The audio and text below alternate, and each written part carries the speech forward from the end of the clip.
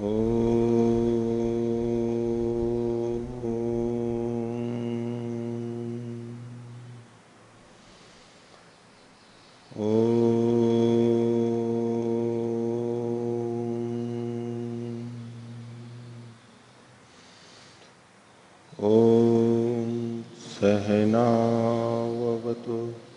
सहनौ भुनक्तु सह वीर्यं कर्वावहै तेजस्विनावधीतमस्तु मा विद्विषावहै। ओम शांति शांति शांति। न्याय दर्शन की 80वीं कक्षा, न्याय दर्शन के तृतीय अध्याय का द्वितीय आनिक, और इसमें हमने 45वें सूत्र तक देख लिया था। बुद्धि उत्पन्न और अपवर्गिणी तत्काल उत्पन्न होती है और नष्ट होती है, ऐसी वाली होने से। तो पिछले पाठ में से किन्हीं को पूछना है तो पूछ सकते हैं। हाँ। ओम। पृष्ठ संख्या 426। 42वें सूत्र के भाष्य में दूसरी पंक्ति में वार्तिक आया है, अवस्थित ग्रहणे च व्यवधीयमानस्य प्रत्यक्ष निवृत्ते है। अवस्थित जैसे घट है, उसमें प्रत्यक्ष ज्ञान निवृत्त हो जाता है व्यवधान होने से, और इससे फिर अनुमान कर रहे थे संतति का अनुमान होगा कि जो ज्ञान हो रहा था वो संतति से हो रहा था। तो ये समझ में नहीं आया कि संतति कैसे पता चल रही।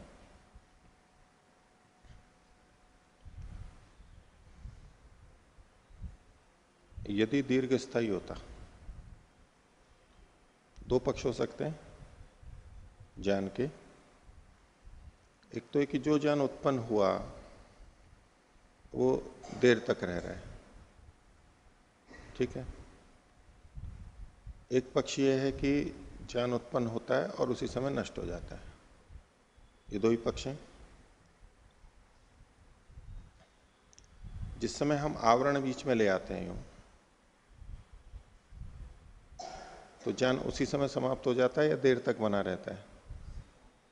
समाप्त हो जाता है, ये भी निश्चित है। तो तत्काल समाप्त होता है तो क्या होता है, और देर तक समाप्त होता है तो क्या होना चाहिए? यदि ज्ञान, प्रत्यक्ष ज्ञान, जो ज्ञान हो रहा है वो अगर देर तक रहे तो प्रत्यक्ष भी देर तक रहना चाहिए। जब तक ज्ञान हो रहा है तब तक प्रत्यक्ष हो रहा है वस्तु का, ठीक है। तो अभी तो हम व्यवधान को लाए नहीं है, देख रहे हैं और ज्ञान हो रहा है, और हम ये सोच रहे हैं कि यह है कि वे प्रत्यक्ष है, ज्ञान हो रहा है। यदि ज्ञान थोड़ी देर तक और रुके तो आवरण आने के बाद भी रुकना चाहिए था। वो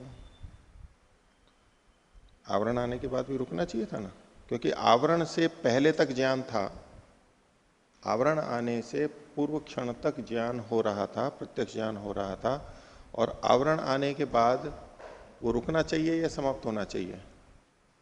यदि ज्ञान स्थायी होता, देर तक रहता, तो आवरण के आने पर भी दिखना चाहिए था, क्योंकि देर तक रह रहा है, देर तक रहने वाला होना चाहिए। देर तक रहने का मतलब क्या हुआ? घड़ा उत्पन्न हुआ और वो देर तक विद्यमान है, देर तक विद्यमान है, आवरण हो या ना हो। यदि उत्पन्न ज्ञान भी देर तक रहने वाला होता तो उत्पन्न तो हो ही गया था, आवरण आने के एक क्षण पहले तक ज्ञान था, और आवरण जैसे ही आया तो यदि ज्ञान स्थिर होता तो और आगे तक रहना चाहिए था, और यदि आगे तक रहता वो तो हमें प्रत्यक्ष भी होते रहना चाहिए था ज्ञान का, क्योंकि जब तक ज्ञान है तब तक प्रत्यक्ष है। पर आवरण के आते ही वो प्रत्यक्ष हमारा समाप्त हो गया।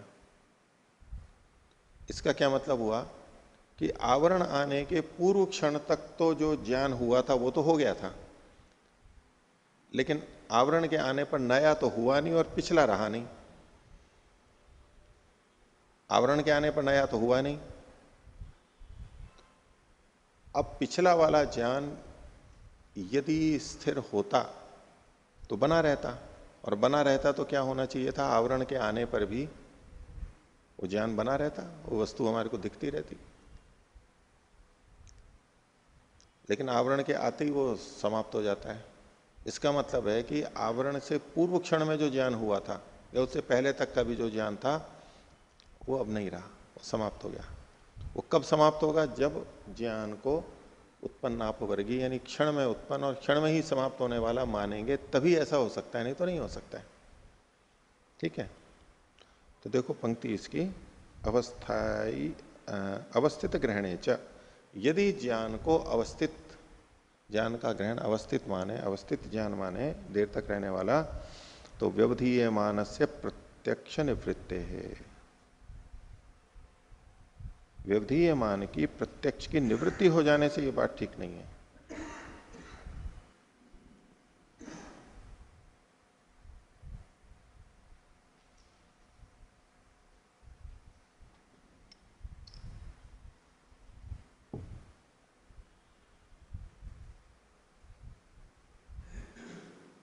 कि जो व्यवधीय मान है उसके प्रत्यक्ष की निवृत्ति होने से यह सिद्ध होता है कि ज्ञान क्षणिक है। अवस्थित ग्रहण मानने पर भी, ये जो है ना अवस्थित ग्रहण भी, जिस समय हम अवस्थित वस्तु का ग्रहण कर रहे हैं तब, उस समय भी, बाण वाला तो खैर अवस्थित अनवस्थित है ही, लेकिन अवस्थित वस्तु का ग्रहण करने पर भी व्यवधान के होते ही प्रत्यक्ष की निवृत्ति हो जाती है। तो इससे ये पता लगता है कि ज्ञान नष्ट हो गया, नहीं तो बना रहता, देर तक बना रहता। हाँ, किंतु व्यवधान से पहले जितनी देर हम घड़ा देख रहे थे उतनी देर तक हम एक ही ज्ञान माने तो उसमें क्या दोष आएगा, उतना लंबा एक ज्ञान मानेंगे। नहीं, वो एक ज्ञान है या नहीं है वो तो फिर परीक्षा कोटि में जाएगा। हाँ। अब व्यवधान होने से पहले तक एक ही ज्ञान था। एक ही ज्ञान के दो तरह से अर्थ होते हैं, एक तो है समान ज्ञान था, एक का मतलब है समान ज्ञान था, तो समान तो कह सकते हैं, लेकिन एक मतलब संख्या में एक ही ज्ञान था, तो ये हम कैसे सिद्ध करेंगे कि एक ही ज्ञान था। यदि उसको एक ही ज्ञान मान रहे हैं तो इसका मतलब है कि वो दीर्घ काल तक रह सकता है, दीर्घ काल तक रह सकता है, यही तो मानेंगे। हाँ, जितनी देर सन्निकर्ष रहेगा लगातार उतनी देर नहीं, इंद्रिय सन्निकर्ष लगातार बना है इसलिए वो भी बना हुआ है, हाँ। इससे तो उल्टा वो अस्थाई सिद्ध हो रहा है। ये व्यवधान ला करके इंद्रिय सन्निकर्ष को ही तो हटाया गया है। यदि ज्ञान उत्पन्न होने के बाद देर तक बना रहता है तो इंद्रियार्थ सन्निकर्ष न होने पर भी, व्यवधान होने पर भी वो बना रहना चाहिए। लेकिन आप खुद स्वयं कह रहे हो कि इंद्रियार्थ सन्निकर्ष बना हुआ है तो ज्ञान भी बना हुआ है। जब तक पीछे से बिजली आ रही है तार में से तब तक बल्ब जल रहा है।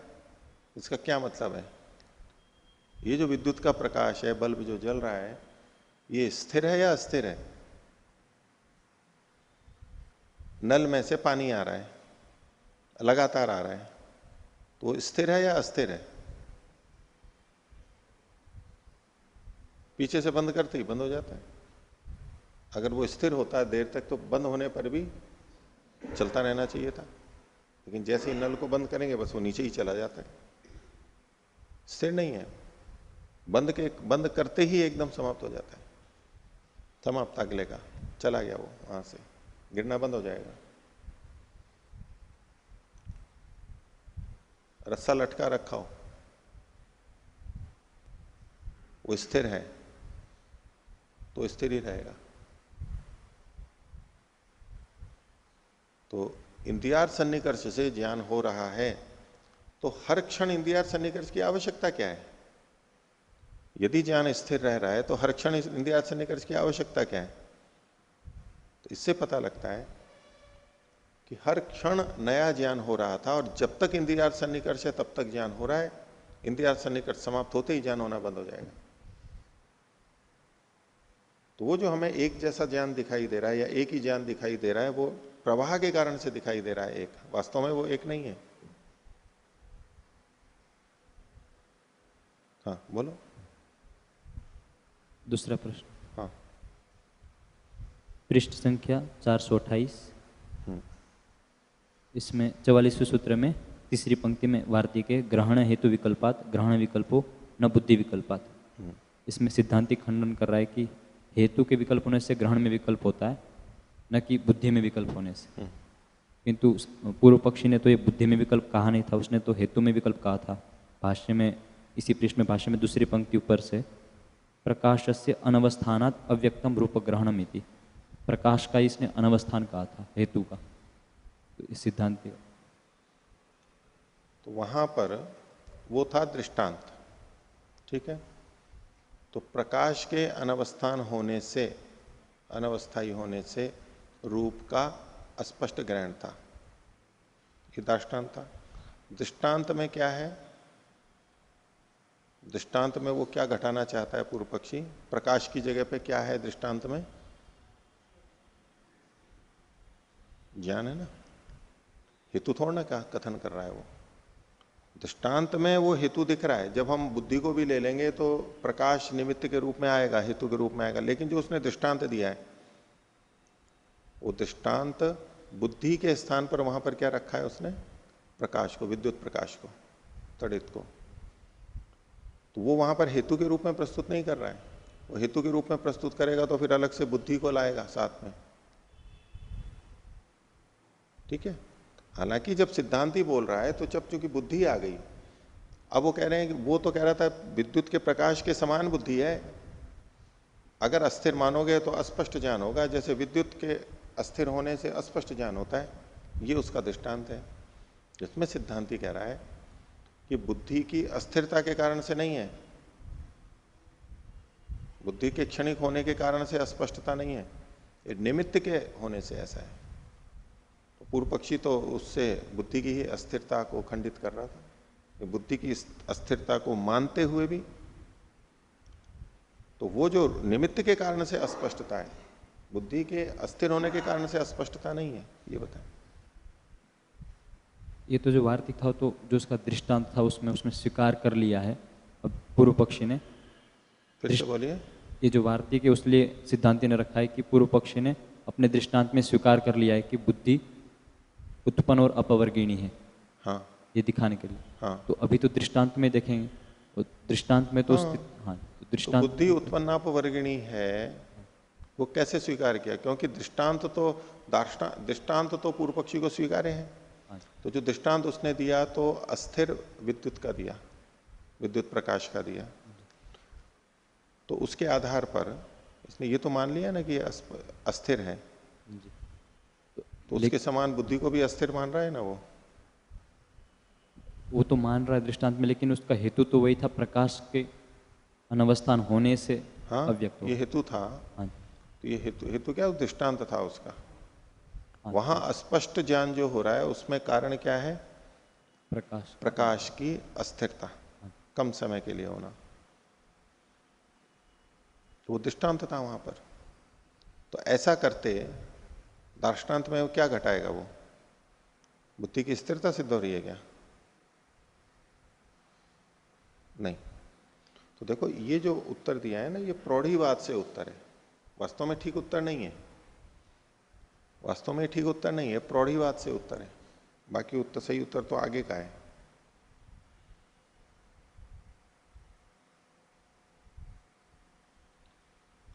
ठीक वैसे ही उसको केवल बहकाने के लिए, उसको करने के लिए, देखो इससे तो उल्टा आपने मेरी बात को सिद्ध कर दिया, अब वो समझ सके तो उत्तर दे देगा, नहीं तो गया। तो प्रौढ़ीवाद से उत्तर है, ठीक उत्तर नहीं है। क्यों ठीक नहीं है उत्तर? क्योंकि पूर्व पक्षी ने यह कहा था कि यदि प्रकाश अस्थिर होता है तो ज्ञान अस्पष्ट होगा। तो यदि बुद्धि भी अस्थिर है, क्षण स्थायी है, तो सदा ज्ञान अस्पष्ट ही होना चाहिए, स्पष्ट कभी भी नहीं होना चाहिए। तो विपरीत ढंग से बोल रहा था। पर चूंकि स्पष्ट ज्ञान होता है, हमारे को व्यक्त ज्ञान होता है, इससे पता लगता है कि बुद्धि उत्पन्नापवर्गिणी नहीं है, क्षणिक नहीं है, ये उसका कहना था। और उस तरह न लेकर के इसने बस एक अंश को कहा कि वहां आपने जो दृष्टांत और दाष्टांत में क्या समानता है? बोले इधर आपने विद्युत प्रकाश को लिया है तो इधर बुद्धि है, तो जैसे वो क्षणिक है तो ये भी क्षणिक है, तो आपने क्षणिक मान लिया। ये केवल प्रौढ़ीवाद से उत्तर है, वास्तविक उत्तर नहीं है ये। हाँ। वो यहाँ पर इच्छा, द्वेष, प्रयत्न और सुख दुख ज्ञान, जो 6 लिंग आत्मा के बताए गए हैं, इनमें से कौन कौन से गुण स्वाभाविक हैं और कौन कौन से नैमित्तिक? तो यहाँ तो अभी इस विषय में कोई चर्चा आई नहीं।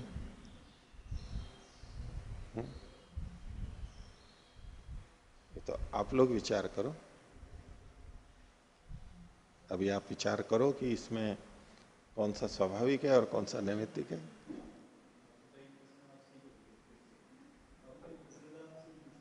तो इस पर और फिर अपना थोड़ा मंथन करो, जोर लगाओ, कोशिश करो। बना बनाया मिल जाता है तो उतना नहीं, अपना दिमाग भी चलाओ और करो, कोशिश करो, प्रयास करो, चिंतन करो, उसके बाद फिर इसको देखेंगे, लेंगे इस विषय को भी। ठीक है, देखिए आगे देखिए, पृष्ठ संख्या 431। यद्यपि तो ज्ञान का विषय और सब कुछ स्थिर हो गया, लेकिन फिर भी और कुछ चर्चा करनी है इनको, तो इसलिए पूर्व पक्षी से विषय उठवा रहे हैं कि चेतना शरीर गुण अल्प विराम। वो कह नहीं, चेतना तो शरीर का ही गुण है। अभी उसको कुछ और हेतु बचे हुए हैं, तो लेकिन नहीं, चेतना गुण तो शरीर का ही मानना चाहिए और उसको और को खंडित करवाना है। तो चेतना शरीर गुण है। क्यों ऐसा है, क्यों वो ऐसा सोचता है? तो बोले सती शरीरे भावाद असती च अभावाद। शरीर के होने पर ही चेतनता होती है और शरीर नहीं होता है तो चेतनता नहीं होती है। चेतनता कब प्रतीत होती है हमारे को? जब शरीर होता है तभी चेतनता होती है, और शरीर नहीं होता है तो चेतनता नहीं होती है। ऐसा ही लगता है ना? या बिना शरीर के भी चेतनता प्रतीत होती है? जब जब हमें चेतनता प्रतीत होती है कि ये चेतन है, तब तक कहाँ होती है? शरीर में ही तो होती है। तो सत्यार्थ प्रकाश में मिला, जिसके होने से जो हो, जिसके न होने से न हो, उसका कारण। तो शरीर के होने से चेतनता होती है, शरीर नहीं है तो चेतनता नहीं है। इससे क्या पता लगा कि चेतनता शरीर का गुण है।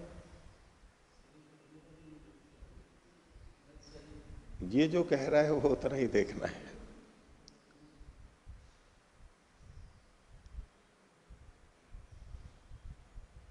धुआं अग्नि का गुण है। जब अग्नि होती है तभी धुआं होता है, अग्नि नहीं होती है तो धुआं नहीं होता है। जब अग्नि होती है तभी धुआं होता है, जब अग्नि नहीं होती है तो धुआं नहीं होता है। तो जिसके होने से जो हो वो उसी का माना जाएगा। अब आप ऐसे में कहो कि नहीं, अग्नि के होने पर भी धुआं नहीं होता है, वो अलग बात है, अग्नि के होने पर भी धुआं नहीं होता है। लेकिन वक्ता क्या कह रहा है? अग्नि के होने पर धुआं होता है, अग्नि के न होने पर धुआं नहीं होता है। ये कह रहा है शरीर के होने पर चेतनता होती है, शरीर के न होने पर चेतनता नहीं होती है। ये इसने प्रतिपादित किया। आप कह रहे हो कि शरीर के होने पर भी चेतनता नहीं होती है, अग्नि के होने पर भी धुआं नहीं होता है, भी हो सकता है। लेकिन ये तो ऐसा ही कह रहा है ना, इसको तो एक नियम दिखाई दे रहा है, व्याप्ति दिखाई दे रही है, इसलिए चेतनता तो शरीर की ही माननी चाहिए। तो चेतना शरीर गुण सती शरीरे भावाद असती च अभावाद इति। तो सिद्धांत उत्तर दे रहा है इसका 46वां सूत्र, द्रव्य स्वगुण पर गुणोपलब्धे है संशय। बोले नहीं, इसमें संशय है। अभी चेतना शरीर का गुण है, इसमें भी संशय है। क्यों है? क्योंकि द्रव्य में, किसी द्रव्य में, अन्य द्रव्य में, शरीर को छोड़ के देख रहे हैं अभी दृष्टांत के रूप में, किसी द्रव्य में स्वगुण अपने गुण भी मिलते हैं और परगुणोपलब्ध है, और पर दूसरे द्रव्य के भी गुण मिलते हैं। किसी द्रव्य में उसके अपने गुण भी मिलते हैं और उस द्रव्य में दूसरे द्रव्यों के भी गुण मिलते हैं। तो इसलिए हमारे को संदेह है। ठीक है, शरीर में चेतनता मिल रही है, जब जब शरीर हो, चेतनता जब जब मिलती है तो शरीर भी होता है। शरीर के होने पर ही चेतनता उपलब्ध होती है, शरीर के न होने पर चेतनता उपलब्ध नहीं होती है। ये बात ठीक है, चेतनता शरीर में दिखाई दे रही है, लेकिन ये चेतनता शरीर की अपनी है या किसी दूसरे द्रव्य की है, इसमें हमारे को संदेह है। क्योंकि द्रव्यों में जो गुण दिखाई देते हैं, जैसे शरीर में चेतनता गुण दिखाई दे रहा है, शरीर द्रव्य है और चेतनता गुण है, तो किसी द्रव्य में जो गुण दिखाई देते हैं वो उसके अपने भी होते हैं और दूसरे के भी होते हैं, दोनों तरह से होता है। तो यहां भी दोनों तरह से हो सकता है। तो अभी मेरे को ये नहीं पता लग रहा है कि ये चेतनता शरीर का है, अपना है, या दूसरे का है। शरीर में मिलता है, आपके कथन से केवल इतना आया कि ये शरीर में मिलती है, इतना तक ठीक है। तो इसलिए मेरे को तो संदेह है, आप मेरा संदेह दूर करो। भाष्य, संशय कह सती भाव अल्प विराम। ये जो सती भाव है, सती का भाव मतलब होने पर होना, जैसे पूर्व पक्षी ने कहा था ना, सती शरीरे भावात, तो सती भाव का मतलब शरीर के होने पर चेतनता का होना। ये संशय का है, संशय से युक्त है। उदाहरण दे रहा है, क्यों? क्योंकि सूत्र में कहा था द्रव्य में, द्रव्य स्वगुण पर गुणोपलब्धे है, उदाहरण दे रहे हैं, स्वगुणो अपसु द्रवत्वम उपलब्धते, जल में उसका अपना गुण द्रवत्व यानी तरलता उपलब्ध होती है, पर गुणश्च उष्णता, और उष्णता गुण भी उसमें मिलता है। उष्णता गुण उसका अपना नहीं है, दूसरे का है, यानी ये नैमित्तिक गुण हो गया। अपना गुण मतलब स्वाभाविक गुण, दूसरे का गुण यानी नैमित्तिक गुण। तो किसी भी द्रव्य में गुण होते हैं, उसके अपने भी होते हैं, दूसरे के भी होते हैं। जैसे कि जल में, तेनायम संशय किम शरीर गुणश्चेतना शरीरे गृह्यते अथ द्रव्यांतर गुणायति। तो इसलिए ये संदेह उत्पन्न है, हो रहा है कि शरीर में जो चेतनता गृहित होती है वो शरीर का गुण चेतनता हो रही है, अथवा द्रव्यांतर का गुण चेतनता शरीर में मिल रहा है। चेतनता तो शरीर में मिल रही है, और वो शरीर का अपना है या दूसरे द्रव्य का है, ये चेतनता दूसरे द्रव्य की है, ये तो स्पष्ट नहीं हो रहा है, इससे तो संदेह है। तो इसके उत्तर में ही कह रहे हैं, न शरीर गुणश चेतना, सिद्धांति ही बोल रहा है कि जो चेतना है ये शरीर का गुण नहीं हो सकता। क्यों नहीं हो सकता, अकस्मात? तो उत्तर सिद्धांति ही दे रहा है, 47वां सूत्र, यावा शरीर भावित्वात रूपादि नाम। रूपादि जो गुण हैं, जो शरीर के गुण हैं, वो यावत शरीर भावी होते हैं, जब तक शरीर रहता है तब तक रहते हैं। यावत शरीर भावी, या अथवा हम दूसरे ढंग से बोलते हैं, या तो शरीर विशेष कथन हो गया, नहीं तो यावत द्रव्य भावी, जब तक द्रव्य है तब तक रहने वाला गुण। तो शरीर के जो रूपादि गुण हैं वो जब तक शरीर है तब तक रहते हैं। अर्थात रूपादि गुण शरीर के स्वाभाविक हैं और जब तक शरीर है तब तक रहते हैं। तो यदि चेतना भी शरीर का स्वाभाविक गुण होता तो जब तक शरीर होता तब तक वो भी रहता, लेकिन जब तक शरीर है तब तक चेतना नहीं रहती, शरीर के होने पर भी चेतना नहीं रहती है। तो शरीर के जो गुण हैं वो यावत शरीर भावी होते हैं, लेकिन चेतना यावत शरीर भावी नहीं होती है, इसलिए वो चेतना शरीर का गुण नहीं हो सकती। यावत शरीर भावित्वात रूपादि नाम। भाष्य, न रूपादिहीनम शरीरम गृह्यते अल्प विराम। रूपादि गुणों से, रूप स्पर्श आदि गुणों से रहित कोई भी शरीर नहीं गृहित होता है। जितने भी शरीर हैं इनमें ये मिलेगा जरूर, जब तक शरीर है तब तक मिलेगा। लेकिन चेतनाहीनम तो गृह्यते अल्प विराम, चेतना से रहित तो शरीर दिखाई देता है। जैसे यथा उष्णता हीना आपह, जैसे उष्णता से हीन जल दिखाई देता है, क्योंकि जल में जो उष्णता थी वो द्रव्यांतर की थी, और जल बिना उष्णता के भी मिलता है। तो यथा उष्णता हीना आपह, उष्णता से रहित जल गृहित होता है, और जो कि उष्णता उसका अपनी नहीं थी, दूसरे की थी। इसी तरह से यहां पर भी होगा। तो चेतना भी गृहित नहीं होती है, शरीर के होने पर भी इससे पता लगता है कि वो शरीर की नहीं है, दूसरे की है। तस्मात् न शरीर गुणश चेतना इति, इसलिए शरीर का गुण नहीं है चेतना। अब इसके ऊपर पूर्व पक्षी अगर ये कहे, आगे का ये वचन वार्तिक है, संस्कारवद इति चेत न करणानुच्छेदात। व्याख्या तो आगे है, ये वार्तिक का अंश हुआ। संस्कारवद इति चेत, अगर पूर्व पक्षी कहे नहीं संस्कार के समान हो जाएगा। संस्कार से यहां पर ये शुद्धि संस्कार रह रहे हैं, सफाई, शौच। नहा धोने के बाद में शरीर शुद्ध हो जाता है, मलिनता दुर्गंधता हट जाती है, तो संस्कार के समान माना जाए तो कैसे? कह रहे हैं कि जो शुद्धि संस्कार है ये शरीर का ही गुण है। शुद्ध कौन हुआ? शरीर ही तो हुआ, शरीर का गुण है। लेकिन शरीर के होते हुए भी शुद्धता नहीं रहती, शुद्धि संस्कार चला जाता है, फिर वो मलिन हो जाता है, दुर्गंधित हो जाता है। तो शरीर का गुण होते हुए भी ये यावत शरीर भावी तो नहीं है। संस्कार किसका गुण है? स्वच्छता किसका गुण गाएंगे? शरीर का ही तो गाएंगे। शरीर शुद्ध हो गया है, शरीर ही तो हुआ है शुद्ध। तो बोले जैसे संस्कार गुण शरीर का होते हुए भी जब तक शरीर है तब तक नहीं रहता है, हट जाता है वो, ऐसे ही चेतना भी शरीर का गुण होते हुए संभव है कि पहले शरीर के होते हुए भी समाप्त हो जाए चेतना, उसमें भी हो सकता है। तो दोनों तरह के उदाहरण है। ये कोई आप नियम नहीं बना सकते कि शरीर के जो गुण है वो यावत शरीर भावी ही होंगे, शरीर के रहते हुए भी समाप्त हो सकते हैं। जिसने खंडन के लिए ये दिया संस्कार वदिति चेत, संस्कार के समान मान लेंगे इसको, चेतना को भी। तो सिद्धांति का उसमें इति चेत न, ये आपका कथन ठीक नहीं है। क्यों? कारण अनुच्छेदात, कारण का उच्छेद होने के कारण से। हाँ, करण अनुच्छेदात, नहीं कारण आना चाहिए यहां पर, का कर लीजिए उसको, छपा नहीं है। नीचे पंक्ति में देखिए, देखो तत्र कारणोच्छेदात, यहां कारण शब्द है।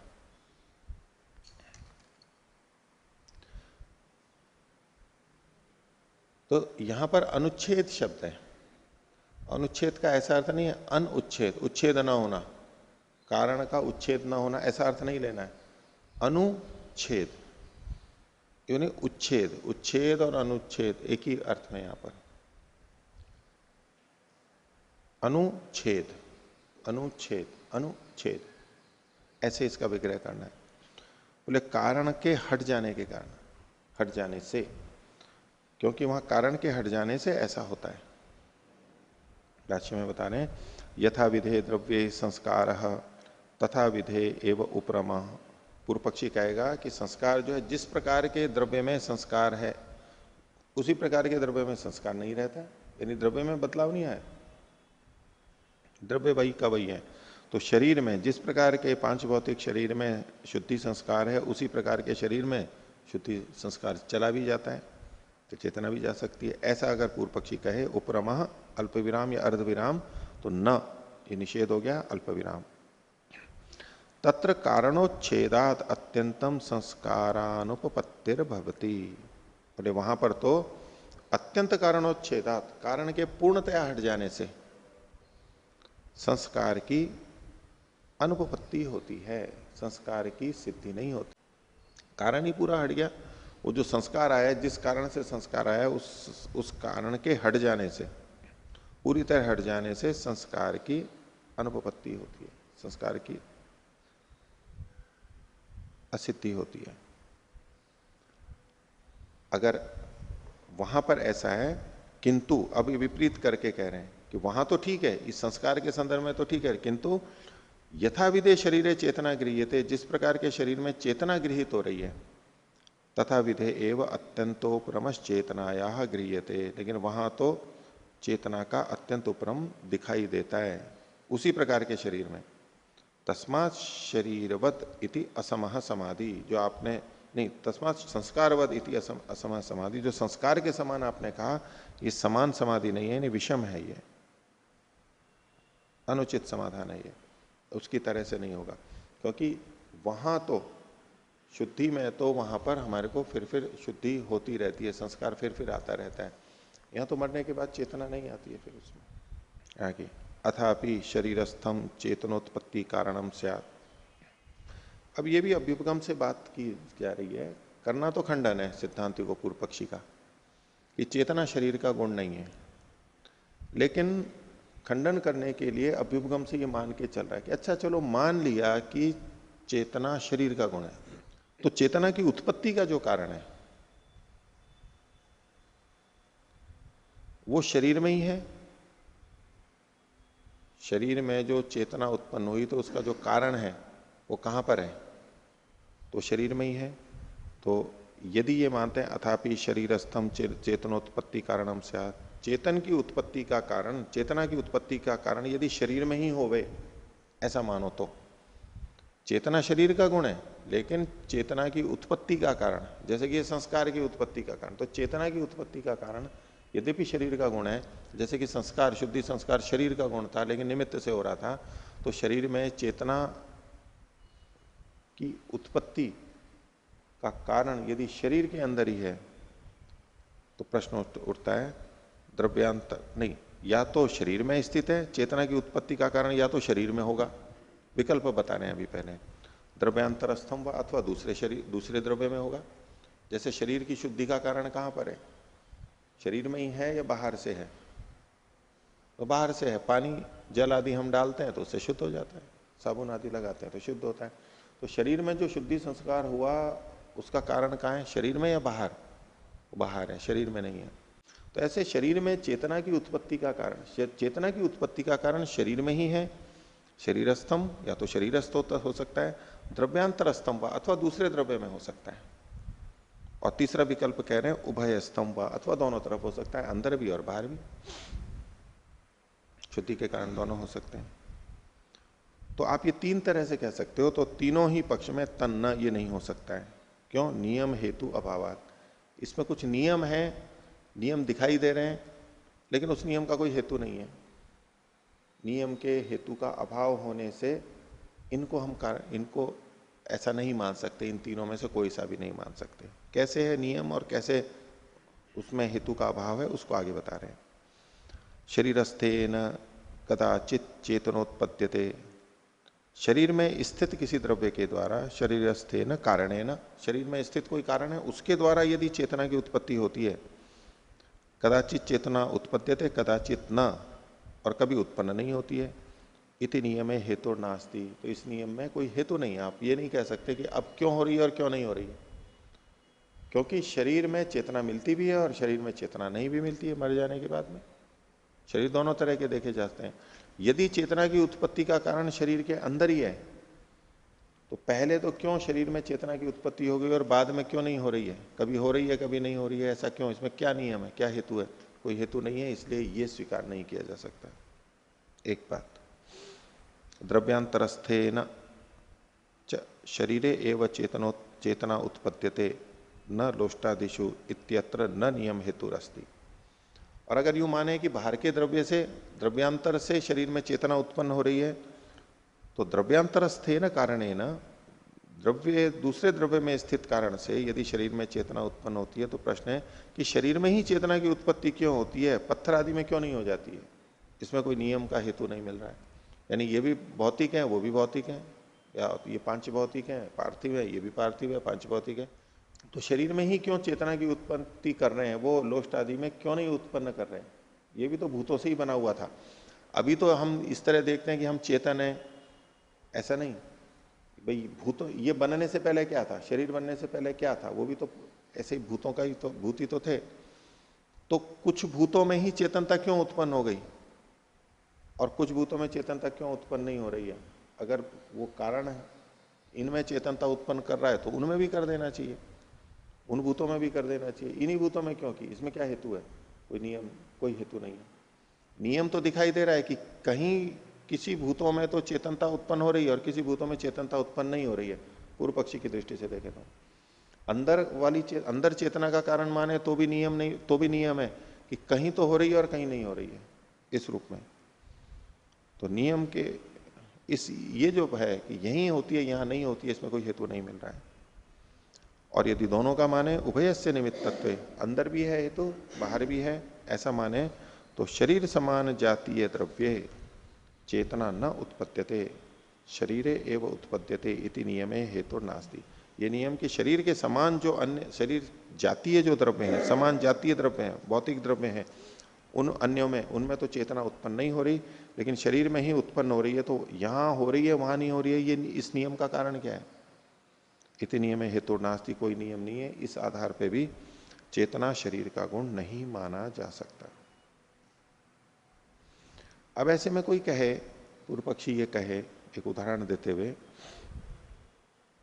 कि किसी द्रव्य के अपने गुण होते हुए भी उसमें बदलाव हो जाता है। तो शरीर में भी चेतनता कभी होती है, कभी नहीं होती है, विपरीत भी हो जाते हैं ना।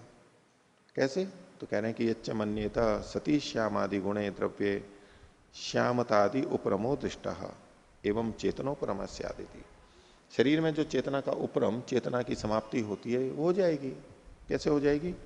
बोले जैसे किसी श्याम आदि गुण से युक्त द्रव्य में सांवलापन है, जैसे कि कच्चा घड़ा सांवले रंग का होता है, मिट्टी का, लेकिन श्याम आदि गुण का उपरम भी देखा जाता है पकने के बाद में, वो ललाई लिए हुए आ जाता है। तो जो श्याम गुण था वो घड़े का ही तो था अपना, दूसरे का नहीं था, और वो गुण बदल भी गया। तो ऐसे ही चेतना गुण भी शरीर का अपना भी होते हुए भी बदल सकता है, उसका उपरम हो सकता है। श्याम गुण चला गया, पहले था अब चला गया, तो ऐसी चेतना गुण पहले था अब चला गया, ऐसा हो सकता है। तो चेतना गुण को शरीर का माना जा सकता है। ये कोई आवश्यक नहीं है कि जब तक शरीर है तब तक वो गुण रहना चाहिए, श्याम गुण जब तक द्रव्य है तब तक रहे, ये कोई आवश्यक नहीं है, हट भी सकता है। तो इसका उत्तर सिद्धांति दे रहा है 48वां सूत्र, न पाकज गुणांतरोत्पत्ति है। आपका कथन ठीक नहीं है, क्योंकि पाकज गुणों की तो उत्पत्ति होती है, भिन्न गुणों की उत्पत्ति होती है। पाकज होते हैं पाक से, अग्नि से, पकने से तो भिन्न गुण की उत्पत्ति होती ही है। और स्पष्ट करें, न अत्यंतम रूपोपरमो द्रव्यस्य। भाई पहली बात तो आपने ये कहा कि रूप, उसका गुण बदल गया, श्याम गुण। तो बोले श्याम जो है वो तो रूप गुण है, और बाद में लाल आया वो भी रूपी गुण था। तो कहना है कि न अत्यंतम रूपोपरम द्रव्य से, द्रव्य से, घटस्य, उस घड़े के रूप का पूरा अत्यंत रूप का उपरम नहीं हो गया, रूप गुण समाप्ति नहीं हो गया। जबकि हमारा दाष्टांत क्या है, जिसमें शरीर में चेतना पूरी ही समाप्त हो जाती है। आपने जो श्याम और रक्त गुण का घड़े का उदाहरण दिया, उसमें रूप गुण समाप्त नहीं हुआ है, रूप गुण बदला है, बस सांवले से लाल हुआ है, रूप गुण समाप्त नहीं हो गया है। जबकि शरीर में तो संदर्भ यह था कि चेतना बिल्कुल समाप्त हो जाती है उसमें। तो न अत्यंतम रूपोपरमो द्रव्य से, द्रव्य के पूरे रूप गुण का तो कभी समाप्ति नहीं होती। जिस द्रव्य में रूप गुण है वो जब तक द्रव्य है तब तक रहेगा। श्याम रूपे निवृत्ते पाकजम गुणांतरम रक्तम रूपम उत्पत्त्यते। तो सांवला रंग निवृत्त होके पाकज गुणांतर रूप, रक्त रूप वहां पर आ जाता है। शरीर हेतु चेतना मात्रोपरमो अत्यंतम इति। लेकिन शरीर में जो चेतना का उपरम होता है वो अत्यंत यानी पूरा का पूरा होता है। तो इसलिए इससे आप अपनी बात सिद्ध नहीं कर सकते। अथापि सिद्धांति और कह रहा है अपनी बात को, प्रतिद्वंद्वी सिद्धे पाकजानम अप्रतिषेध। बोले प्रतिद्वंदी गुणों के सिद्ध होने पर, प्रतिद्वंदी गुण भी मिलते हैं, विपरीत गुण भी मिलते हैं द्रव्य में। प्रतिद्वंदी सिद्धे, प्रतिद्वंदी द्रव्यों के मिलने पर, किनके? पाक जानम, पाक से उत्पन्न होने वाले प्रतिद्वंदी द्रव्यों के तो सिद्धि होने पर अप्रतिषेध है। यहां प्रतिषेध नहीं कर सकते आप। विपरीत गुण भी मिलते हैं, कोई बात नहीं है। खोल रहे हैं कि यावत्सु द्रव्येषु पूर्व गुण प्रतिद्वंदी सिद्धि तावत्सु पाकजोत्पत्तिर दृश्यते अल्प विराम। जितने भी द्रव्यों में पूर्व गुण का प्रतिद्वंदी सिद्ध होता है, प्रतिद्वंदी की सिद्धि होती है, उतने उन सब में पाकज गुणों की उत्पत्ति देखी जाती है। अर्थात जहां कहीं प्रतिद्वंदी गुण दिखाई देते हैं एक ही द्रव्य में, एक द्रव्य में ये भी गुण है और एक द्रव्य में ये भी गुण है, भौतिक द्रव्यों में, तो विपरीत गुण जब दिखाई देंगे तो वो पाकज होंगे, पाक से उत्पन्न होते होंगे, अग्नि के संयोग से। तो जितने भी द्रव्य हैं, यावत्सु द्रव्येषु पूर्व गुण प्रतिद्वंदी सिद्धि, पूर्व के गुणों के विरोधी गुणों की सिद्धि होती है, तो वो उतने पाकज गुणों की उत्पत्ति देखी जाती है। खोल रहे हैं इसको, पूर्व गुण ही सह पाकजानाम अवस्थान से अग्रहणात्। लेकिन उसमें पूर्व गुणों के साथ में, पहले वाला जैसे श्याव गुण था, उस गुण के साथ में पाकज गुणों की, पाकजानाम यानी रक्त गुण आदि की अवस्थान से अग्रहणात्, उनकी स्थिति गृहित नहीं होती है। पाकज से पहले काला था, पाक के बाद में लाल हो गया, तब काला नहीं रहा, श्याव नहीं रहा।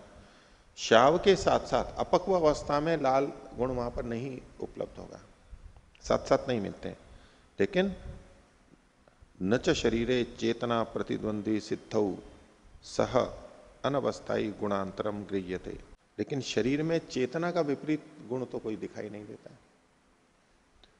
जैसे यहां पर श्याव और रक्त गुण थे, विपरीत गुण थे, वो दिखाई देते हैं, ऐसे चेतना का विपरीत गुण कोई दिखाई नहीं देता कि अगर चेतना गई है तो उसका विपरीत गुण कुछ आ जाए।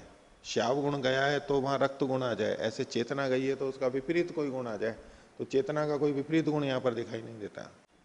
न च शरीरे चेतना प्रतिद्वंदी सिद्धौ, चेतना का प्रतिद्वंदी सिद्ध यानी मानने पर, सह उस चेतना के साथ साथ, अनवस्थाई साथ में न रहने वाला गुणांतर गृहित नहीं होता है।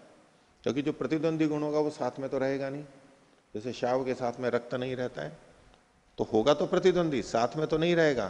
तो चेतना के साथ में जो नहीं रह पा रहा है, ऐसा कोई प्रतिद्वंदी जो गुण है वो तो दिखाई दे ही नहीं रहा है। ये न अनुमीयेत तेन चेतनाया विरोध है, जिससे कि यह अनुमान किया जा सके कि उसके साथ में चेतना का विरोध है। अब इसके अंदर एक बात हमारे मन में आएगी, ये वचन ठीक लग रहा है आपको? कि चेतना का विरोधी गुण नहीं मिलता है? मिलता है चेतना का विरोधी गुण, क्या है? अचेतनता, जड़ता। तो विरोधी गुण तो है, पर ये कहना है कि विरोधी गुण नहीं मिलता है। तो यहां पर जड़ और चेतन वाले विरोधी गुण को नहीं ग्रहण करना चाहिए, वो यहां पर तात्पर्य नहीं है, वो तो मिलता ही है। जैसे दृष्टांत से देखना, श्याव गुण की जगह, श्याव रंग की जगह पे रक्त वर्ण आया, रंग आया, रूप आया, लेकिन है तो रूप ही गुण। रूप गुण में जो विरोधी गुण है वो रूप गुण चला गया, ऐसा तो है ही नहीं उसमें भी, द्रव्य में, घट में, वो तो पहले कह ही दिया है कि पूरा तो वो जाता नहीं है। जिसको आप विरोधी कह रहे हो वो रूप गुण ही होना चाहिए। श्याव है और रक्त है, ये परस्पर विरोधी दोनों रूप गुण ऐसे। तो चेतना के भी दो प्रकार की, कि इस प्रकार की चेतना तो है और दूसरा कोई चेतना का ही धर्म आए जो कि पहले वाली चेतना का विरोधी हो, ऐसा कुछ नहीं मिलता है। स्पष्ट हुई बात? जैसे रूप गुण, चाहे आप श्याव कहो चाहे रक्त कहो, है तो दोनों रूप गुण ही। रूप तो पूरा हटता ही नहीं है, इसलिए उस तरह से तो गुण का विरोधी, रूप का विरोधी गुण गंध या तो स्पर्श, ऐसा कुछ विपरीत गुण ले वो तो लेना ही नहीं है, रूप ही लेना है। रूप में जो भिन्नता दिखाई दे रही है, श्यावता और रक्तता, इस तरह से जो विरोधिता है, तो बोले जो चेतना है, चेतना का एक रूप तो अभी है और चेतना का दूसरा रूप और होगा, तो वो विरोधी गुण चेतना का नहीं दिखाई देता। ये प्रसंग कहा चल रहा था जो मरने के बाद में, क्योंकि वहीं पर ही वो कह रहा था कि चेतना नहीं भी दिखाई देती, तो चेतना का विपरीत गुण दिखा, विरोधी गुण दिखाई नहीं रहा। होना तो वो चेतना ही चाहिए, लेकिन भिन्न प्रकार की चेतना तो पहले थी और उस भिन्न प्रकार की चेतना का विपरीत कोई दूसरा भिन्न चेतना वहां पर हो, ऐसा विरोधी गुण तो यहां पर दिखाई नहीं देता। ये इनका तात्पर्य है। नहीं तो चेतना का जड़ अगर लेंगे तो वो तो दिखता ही है, वो तो विपरीत गुण है ही, वो तो इनका कथन ही नहीं बनेगा। तो फिर से देखिए, न च शरीरे चेतना प्रतिद्वंदी सिद्धौ, चेतना का प्रतिद्वंदी वहां मानने पर उस चेतना के साथ जो कि नहीं रहता है, अनवस्थाई, ऐसा गुणांतर गृहित नहीं होता है। ये न अनुमीयत है तेन चेतनाया विरोध है। वो गुण गृहित तो हो पहले, जिससे पता लगे कि इसका चेतना से विरोध है, जैसे रक्त का श्याव से विरोध है। तस्मात् अप्रतिषिद्धा चेतना ये शरीरे वर्तेत, तो वो चेतना अप्रतिषिद्ध है, खंडित है, विरुद्ध है, असिद्ध है, जो कि शरीर में विद्यमान हो, जो कि शरीर की हो। न तो वर्तते, लेकिन होती नहीं है। तस्मात् अप्रतिषिद्धा चेतना यावत शरीरे वर्तेत। हाँ, ये जो चेतना जो अविरुद्ध है, अप्रतिषिद्ध यानी अविरुद्ध चेतना है, तो यावत शरीर होनी चाहिए वो। फिर वो अगर आप शरीर की ही मानते हो चेतना को, तब तो वो पूरे शरीर रहने तक रहनी चाहिए, यानी यावत शरीर भावी जो पहले कहा था, तब तक वर्तेता होनी चाहिए। न तो वर्तते, लेकिन वैसी होती नहीं है। तस्मात् शरीर गुणश चेतना इति, इसलिए चेतना शरीर का गुण नहीं है। आगे, इतश्चन शरीर गुणश चेतना, इसलिए भी शरीर का गुण चेतना नहीं हो सकता। क्यों? सिद्धांति कह रहा है 50वां, तो शरीर व्यापित पात, पूरे शरीर में व्यापक होने से। अगर शरीर चेतना गुण को शरीर का माना जाएगा तो चेतना पूरे शरीर में होनी चाहिए। अगर चेतना शरीर का गुण है तो चेतना कहाँ होनी चाहिए? पूरे शरीर में होनी चाहिए। और पूरे शरीर में है तो शरीर के अलग अलग अवयवों में भी होनी चाहिए। वहां अलग अलग अवयव है तो अलग अलग चेतना होनी चाहिए, फिर अनेक चेतना होनी चाहिए। ऐसा होता नहीं है, इसलिए भी शरीर का गुण चेतना नहीं है। शरीर व्यापित्वात्। भाष्य ये अभ्युपगम से बोल रहा है, सूत्र तो सिद्धांति का ही है, अभ्युपगम से मान के कह रहा है। शरीरम शरीरावयवाश्च सर्वे चेतनोत्पत्त्या व्याप्ता। बोले अगर शरीर में ही चेतना उत्पन्न होती है तो फिर शरीर और शरीर के जितने अवयव हैं वो सब चेतन से व्याप्त होने जाने चाहिए, सब में चेतना होनी चाहिए। इति ऐसा होने पर न कश्चित अनुत्पत्तिश चेतनाया, तो न क्वचित अनुत्पत्तिश चेतनाया, यानी कहीं भी चेतना की अनुत्पत्ति नहीं होनी चाहिए, अनुभव नहीं होना चाहिए, सब जगह चेतना की अनुभूति होनी चाहिए। शरीरवत शरीरावयवाश चेतना इति प्राप्तम चेतना बहुत्वम। तो शरीर और शरीर के जितने अवयव हैं वो भी चेतन प्राप्त होने लगेंगे, चेतन होने लगेंगे। ऐसा होने पर चेतना बहुत्वम, चेतना के बहुत्व का दोष आ जाएगा। चेतना का बहुत्व ये दोष क्यों है? क्योंकि हमें प्रतीति यही होती है हमेशा कि वही एक ही है, अनेक चेतन है, अलग अलग है। पैर में जो दुख अनुभव कर रहा है वो कोई अलग है, पेट में अनुभव कर रहा है वो अलग है, सिर में दर्द अनुभव कर रहा है वो अलग है। ऐसे अलग अलग चेतना नहीं होती, वही एक ही चेतना है। चेतना के बहुत्व का दोष आएगा। कैसे?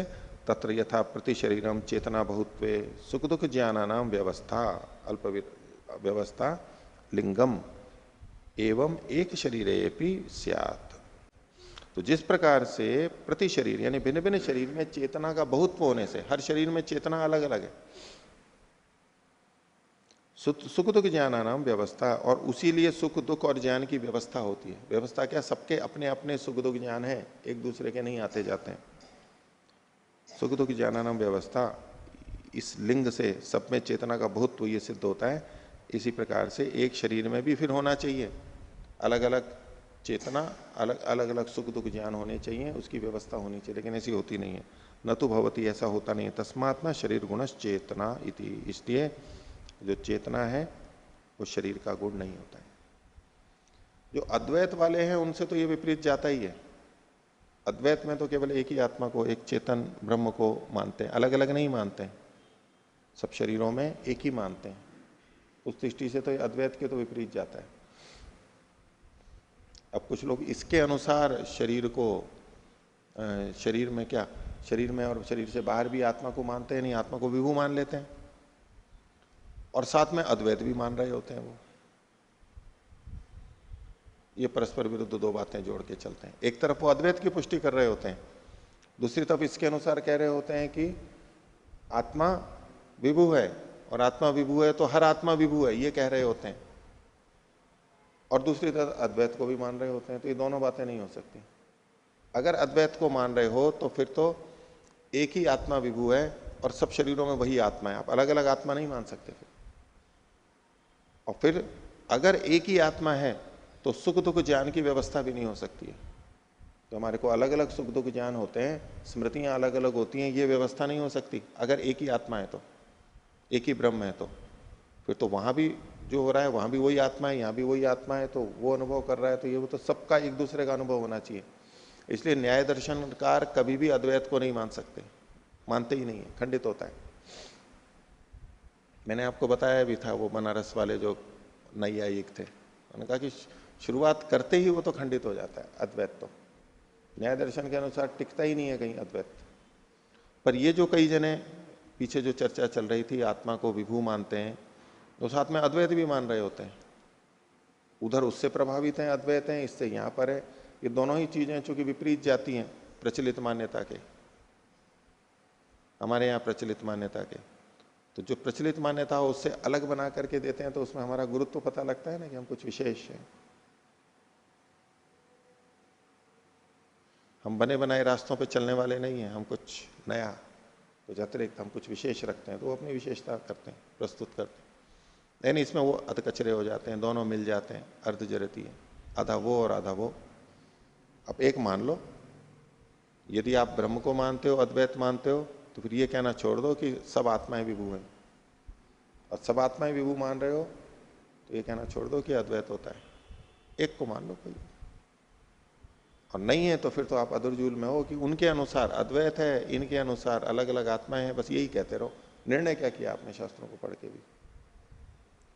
तो इससे देखो, इससे ही पता लगता है कि यदि शरीर का गुण होता चेतना तो पूरे शरीर में चेतना होती, और जैसे एक शरीर में है तो पूरे शरीर में एक है, तो अलग अलग अवयवों में भी अलग अलग होनी चाहिए, लेकिन वो नहीं होती है। अभी चूंकि पूर्व पक्षी को सिद्धांति ने यह कहा कि चेतना तो पूरे शरीर में व्याप्त होनी चाहिए, अगर शरीर से ही उत्पन्न होती है तो, शरीर में का ही गुण है तो पूर्व पक्षी कहता है कि नहीं, शरीर का गुण है लेकिन फिर भी शरीर में पूरे में व्याप्त तो नहीं होती। देखो, तो कह रहा है कि यदि उत्तम न क्वचित शरीरावयवे चेतनाया अनुत्पत्ति, ये जो आपने कह दिया कि शरीर के किसी भी अवयव में चेतना की अनुत्पत्ति नहीं होती, यानी हर जगह चेतना होती है, तो देखो मैं बताता हूं शरीर में इन जगहों पे चेतना नहीं होती है, तो सा न, वो नहीं होती। पूर्व पक्षी कह रहा है केश नखादिशु अनुपलब्धे है, बाल में और नख में चेतना नहीं होती है। बालों में होती है क्या? नहीं होती है। कैसे नहीं होती है? बालों को खींचो तो दर्द होता है होती है ना। नखून को उखाड़ के देखो कितना दर्द होता है, चेतना क्यों नहीं है? सुख दुख हो रहा है ना, दुख होता है ना। तो बालों को काटने पे तो कुछ नहीं होता, खींचने पे होता है, वो अलग बात है, वो तो जड़ है। यहां पर भी जहां चिपका हुआ है वहां तो अलग बात है, वो तो चिपका हुआ जो है अंदर का मांस वहां पर कटता है इसलिए दर्द होता है, लेकिन जो नखून निकल गया है बाहर उसको काटने में हमारे को कोई संवेदना नहीं होती है। बाल में भी नहीं होती है, रोमों में नहीं होती है। तो सिद्धांति ने जो कह दिया था कि अगर शरीर का गुण चेतना को माना जाए फिर तो पूरे शरीर में चेतना हो जाएगी, बोले नहीं ये आपने गलत किया। थोड़ा दूसरे पक्ष में आके बोल रहा है कि नहीं ये आपका कथन ठीक नहीं है। देखो बिना चेतना वाला भी अंग होता है शरीर में। केशेषु नखादिषु च अनुत्पत्ति ही चेतनाया इति अनुपपन्नम शरीर व्यापित्वमिति। बोले केशों में और नख आदि में चेतना की अनुत्पत्ति होती है, इसलिए शरीर व्यापित्व, जो चेतना का शरीर व्यापित्व है वो अनुपपन्न है, असिद्ध है। आप जो मेरे पे आरोप लगा रहे हो कि अगर शरीर का गुण चेतनता माना जाए तो फिर तो पूरे शरीर में चेतना होनी चाहिए, बोले ऐसा नहीं है, हम शरीर का गुण ही चेतना मानेंगे लेकिन फिर भी पूरे शरीर में चेतना हो यह आवश्यक नहीं है। देखो इन अवयवों में नहीं होती।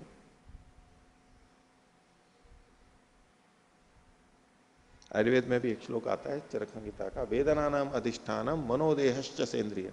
चेतना का अधिष्ठान कहाँ है? मन, देह, सेंद्रिय, इंद्रिय सहित जो मन और शरीर है वो है। केश लोम नखाग्रान्न मल द्रव गुणैर विना, इनको छोड़ करके केश, लोम, नखाग्र, अन्न, जो अन्न हमने भोजन में खाया है अंदर शरीर में, उसमें चेतनता थोड़ा ना होती है। मल, जो शरीर में मल है आगे हाथों में नीचे, उसमें भी चेतना नहीं होती है तो शरीर में। और द्रव, जो शरीर में पानी, तरल द्रव्य, फ्लूइड जो है, मूत्र है या अन्य रक्त नलिकाओं में भी है, जहां भी शरीर में द्रव है उसमें भी चेतना नहीं होती है। केश लोम नखाग्रान्न मल द्रव गुणैर विना, इनको छोड़ करके बाकी शरीर चेतना का अधिष्ठान होता है, मन और इंद्रियों से युक्त। यानी इनमें चेतना नहीं होती है, इनमें संवेदना नहीं होती है, हमारे को इनमें संवेदना नहीं होती है। तो ऐसे इसने इन कुच्ची का उदाहरण दिया। तो इसमें सिद्धांति कह रहा है 52वां सूत्र, त्वक पर्यंतत्वात् शरीरस्य। बोले शरीर तो त्वक पर्यंत ही होता है, त्वचा पर्यंत ही होता है। ये तो बाल तो त्वचा से ऊपर की बात है, और नखून भी जो है ये तो त्वचा से आगे चले गए। शरीर तो त्वचा तक ही कहलाता है, आगे तो शरीर ही नहीं है वो। तो त्वक पर्यंतत्वात् शरीरस्य केश नखादिषु अप्रसंग। केश नख आदि में तो प्रसंग ही नहीं है, वो तो शरीर ही नहीं कहलाता है। आप कह रहे हो कि शरीर में चेतना नहीं होगी, बोले नहीं, आपके हिसाब से चेतना पूरे में होनी चाहिए, ये तो शरीर का भाग ही नहीं है। तो इंद्रियाश्रयत्वम शरीर लक्षणम, शरीर का लक्षण क्या है? जो इसमें जो इंद्रिय का आश्रय है। पीछे इन्होंने शरीर के लक्षण में क्या कहा था? चेष्टेन्द्रियार्थाश्रय शरीरम, 1:11 में कहा था। शरीर किसे है? चेष्टेन्द्रियार्थाश्रय, चेष्टा, इंद्रिय और अर्थ का आश्रय, तो इंद्रिय का भी आश्रय है। तो उसके लिए इन्होंने कहा कि इंद्रियाश्रयत्वम शरीर लक्षणम त्वक पर्यंतम। त्वक पर्यंत है, त्वक एक इंद्रिय है, तो वहीं तक ही है केवल।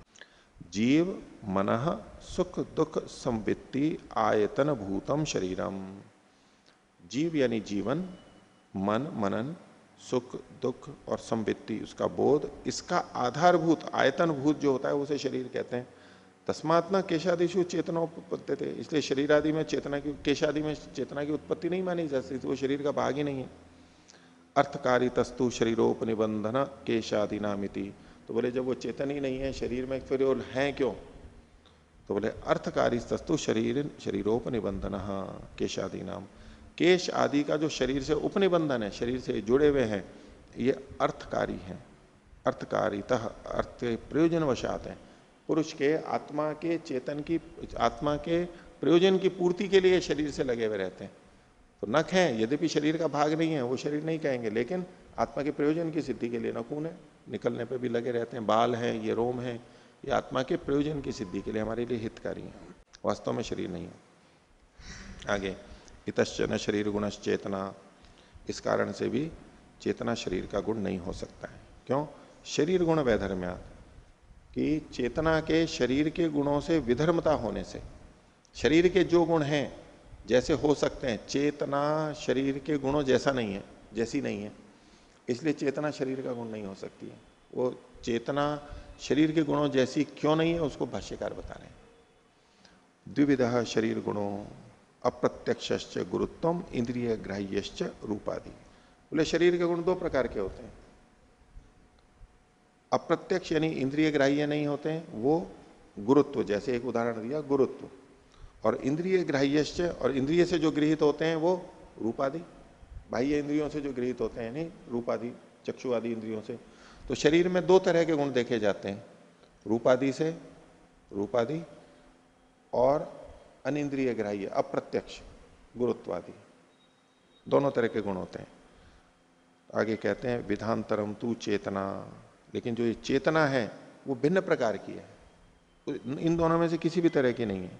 कैसे? तो बोले न अप्रत्यक्षा संवेद्यत्वात्, बोले इस चेतना को हम अप्रत्यक्ष भी नहीं कह सकते। जैसे गुरुत्व अप्रत्यक्ष है, ऐसे चेतना को अप्रत्यक्ष नहीं कह सकते। क्यों? संवेद्यत्वात्, मन से उसका प्रत्यक्ष होता है, संवेदना होती है, हमारे को पता है, स्वयं हमारे को अनुभव होता है, संवेद्यत्वात्। और न इंद्रिय ग्राह्य मनोविषयत्वात्, और ये चेतना न इंद्रियों से गृहित होती है, जैसे रूपादि इंद्रियों से गृहित होते हैं वैसा भी नहीं है। क्यों? क्योंकि मन का विषय है, चेतनता जो मन का विषय है, मन से चेतना का ग्रहण होता है।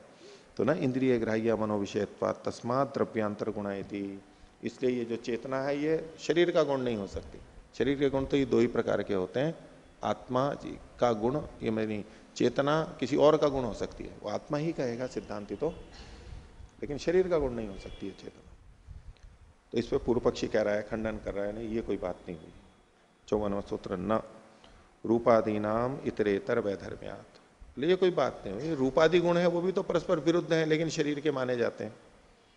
रूप रस गंध ये परस्पर विरुद्ध हैं, भिन्न भिन्न प्रकार के गुण हैं, फिर भी शरीर के माने जा सकते हैं। तो चेतना भी यदि भिन्न प्रकार का गुण है तो मान लिया जाएगा, कौन सी आपत्ति है।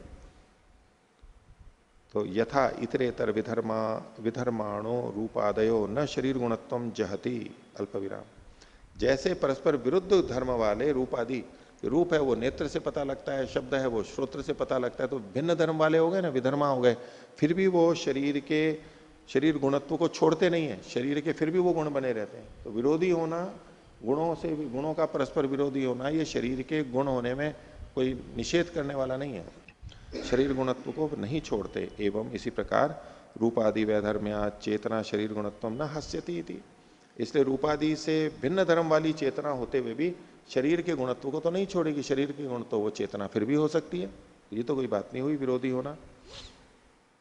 इसका उत्तर सिद्धांति दे रहा है 55वें सूत्र में, इंद्रियकत्वात् रूपादीनाम अप्रतिषेधा, जो रूपादि गुण आपने विरुद्ध बताए कि रूपादि गुण जो परस्पर विरुद्ध होते हैं वो भी शरीर के हो सकते हैं, बोले उनके तो इंद्रियकत्वात्, ज्ञानेन्द्रिय से बाह्य इंद्रियों से ग्राह्य होने के कारण से उनमें कोई विरोध नहीं है। क्योंकि पीछे उसने कहा था ना इंद्रिय ग्राह्याश्च रूपादि, रूपादि दो प्रकार के गुण बताए थे, एक इंद्रिय ग्राह्य रूपादि। तो इंद्रियकत्वात् रूपादि गुण जो हैं रूप रसादि, ये इंद्रियों से गृहित होने के कारण से उनका तो कोई प्रतिषेध नहीं है। इंद्रियकत्वात् रूपादि नाम अप्रतिषेध। तो इंद्रियकत्वात् रूपादि नाम, रूप आदि के परस्पर विरुद्ध होते हुए भी वो उनमें इंद्रियकत्व है, इसलिए उनका तो कोई विरोध नहीं होता। लेकिन शरीर आत्मा, तो इसके कारण से शरीर का ही चेतन गुण आप मानो, ये तो कोई बात नहीं हुई। और शरीर से भिन्न आत्मा है, चेतना गुण शरीर का नहीं है बोले, इससे इसका प्रतिषेध नहीं हो जाता। इंद्रियकत्वात् रूपादि नाम अप्रतिषेध। आत्मा इन दोनों गुणों से भिन्न है, ये सिद्धांति ने कहा था।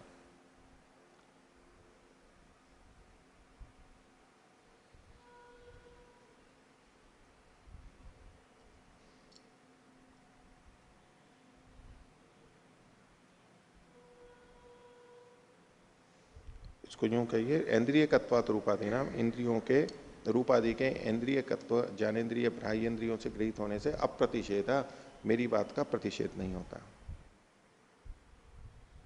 और इसको यूं भी देखिए कि पूर्व पक्षी ने कहा था कि रूप रस आदि भी परस्पर विपरीत धर्म वाले हैं, तो उनका भी फिर प्रतिषेध हो जाना चाहिए था, उनका तो प्रतिषेध नहीं हुआ। तो कह रहे हैं कि इनका प्रतिषेध तो इसलिए नहीं होता क्योंकि ये इंद्रियकत्व है इनमें, रूप में भी इंद्रियकत्व है, रस में भी इंद्रियकत्व है। इस दृष्टि से वो सब आत्मा, वो सब शरीर के संग्रहित हो जाएंगे इंद्रियकत्व होने के कारण से। लेकिन चेतना तो मैं तो इंद्रियकत्व नहीं है, तो वो तो संग्रहित नहीं हो पाएगा। भाष्य अप्रत्यक्षत्वाच्च इति, ये एक और हेतु है अप्रत्यक्षत्वात्। ये भाष्यकार ने अपना एक नया हेतु दिया है।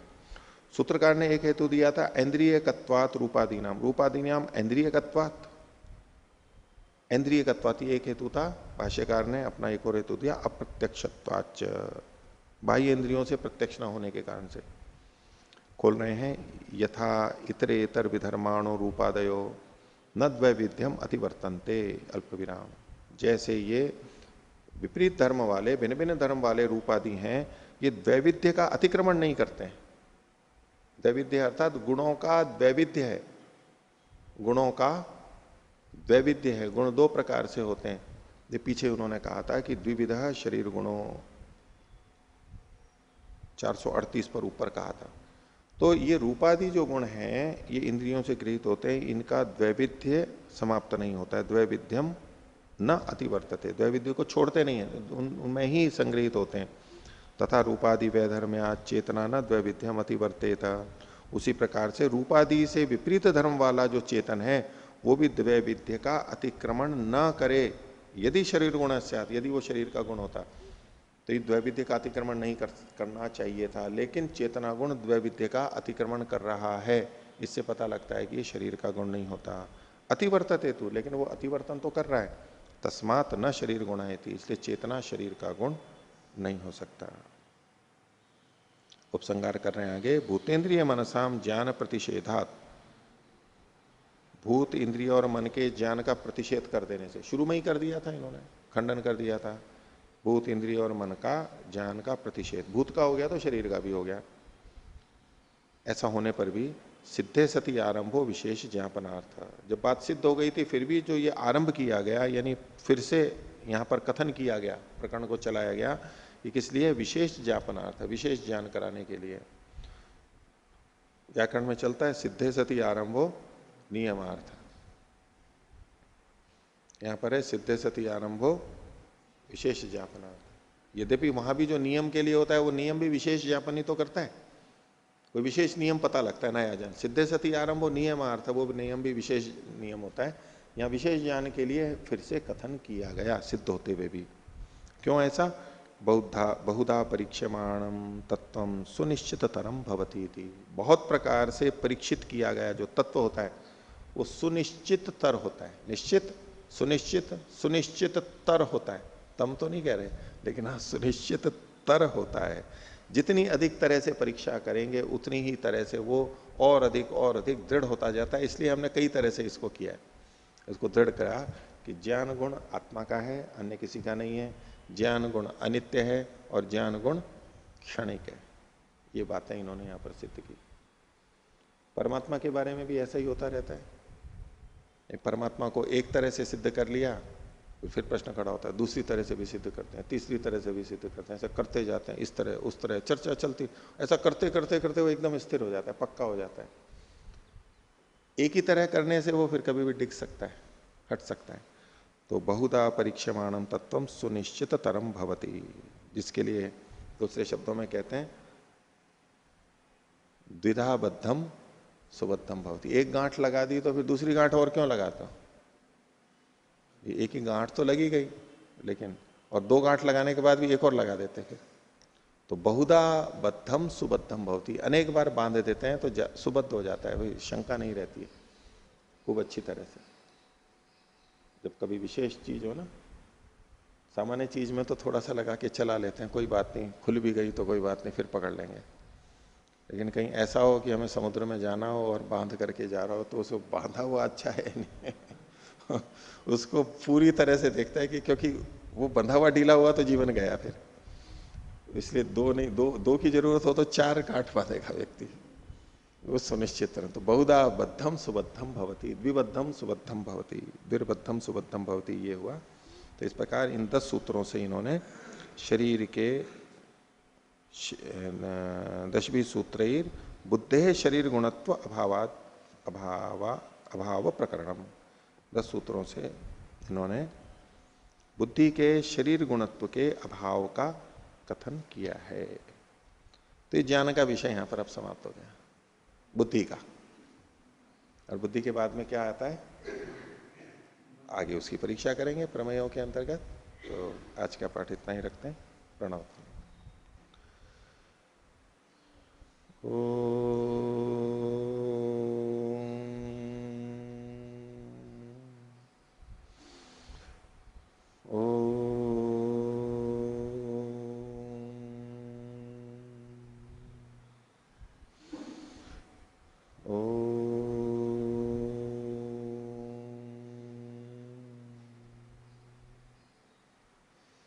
सभी को सदर विवादन।